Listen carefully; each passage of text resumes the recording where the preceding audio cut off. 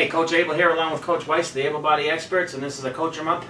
And one of the, we're going to talk to you about the phrase we use a lot in our coaching is that mindset determines behavior. A lot of the fitness industry, supplement industry, they want to reduce all equations to behavior equals outcome. And that leaves way too much out. So we always like to say in the Abel Body way that mindset determines behavior. Well, what does that mean? Well, Coach and I receive letters each and every year for decades. The same letters with the same thing, faulty mindset. The people, if you have a self-deprivation mindset, and I want to focus in on that word deprivation, okay?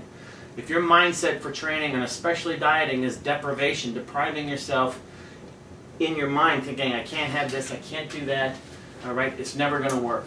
Long term, it's going to be faulty, all right? It's that self-deprivation mindset which is going to produce behavior that's counterproductive longer term. Coach, before I go on, you have something you want to add? Yeah, and me and you were just talking about this not too long ago about, we were comparing it to prisoners of war and other prisoners and stuff. But what did they do to try and break these people down, to try and get them to weaken their will? Yeah, weaken their will, essentially, is they deprive them of things. They deprive them of sleep, they deprive them of food, they deprive them of light. That's the whole idea when you've seen possibly before bright lights, loud music for hours and hours and hours so these people can't sleep. That's what they're doing, is they're breaking down their will. So depriving yourself of anything is in something... your mind, yeah. as a mental, if you're using it as a motivating factor, yeah, self-deprivation in terms of your diet or your training, over time that creates what's called mental conflict. And when you have conflict, your mind's always going to want to seek resolution, and it'll seek resolution by breaking the conflict. So deprivation, we're using self-deprivation as a mindset, but the term, as Coach used it, you look at prisoners of war, it's always a tool to break the will and break the spirit.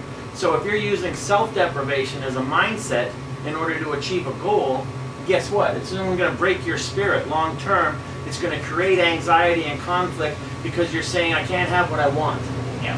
And your mind doesn't work that way. Your mind is going to always want what it wants.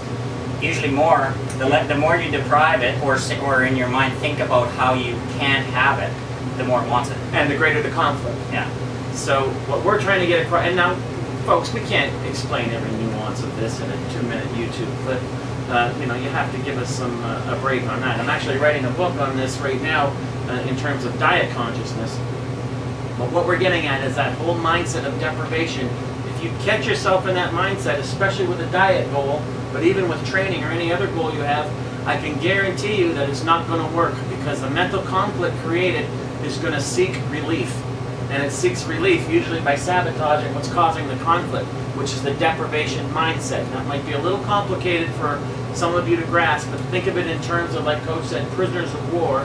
How they weaken their will is to induce deprivation from the outside. So that's not self-deprivation mindset, but it's a good example of what deprivation leads to in terms of, it's not about willpower, it's about human will.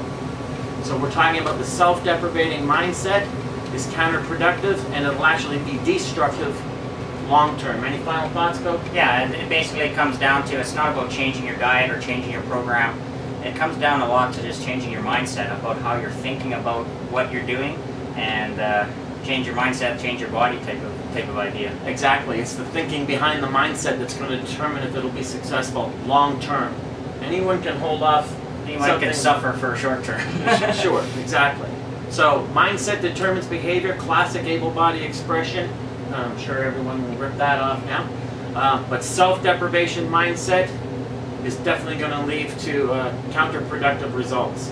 And this has been a special Coach 'em Up on mindset.